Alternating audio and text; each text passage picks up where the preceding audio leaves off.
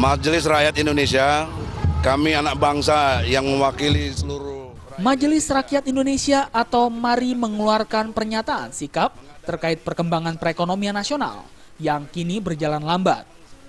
Pernyataan sikap ini disampaikan anggota MARI Egy Sujana saat aksi unjuk rasa ribuan buruh di depan Istana Merdeka Jakarta. Pernyataan sikap itu antara lain, yakni mengajak seluruh masyarakat untuk menuntut Presiden Joko Widodo dan Wakil Presiden Yusuf Kala mundur dari jabatannya. Desakan itu disampaikan lantaran selama 10 bulan pemerintahan berjalan, keduanya belum dapat menyejahterakan masyarakat.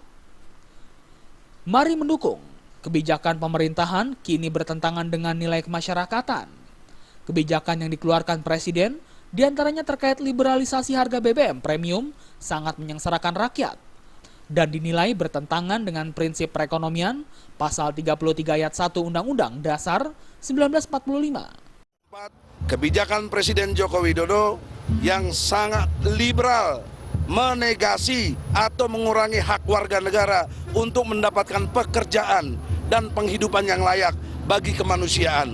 Dengan realitas itu kami berharap sudi kiranya Presiden Joko Widodo dan Wakil Presiden Yusuf Kala berkenan untuk mengundurkan diri karena tidak mampu memimpin bangsa Indonesia. Terima kasih. Jakarta, Egy Sujana dan Yusuf Air.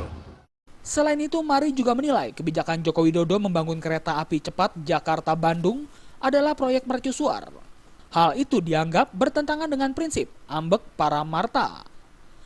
Kebijakan pemerintah yang dinilai tak pro rakyat adalah pembangunan pembangkit tenaga listrik 35.000 MW yang diberikan kepada swasta asing dan domestik bertentangan dengan pasal 33 ayat 2 Undang-Undang Dasar 1945. Dari Jakarta, Febi Waryanti dan Eko Yulianto melaporkan.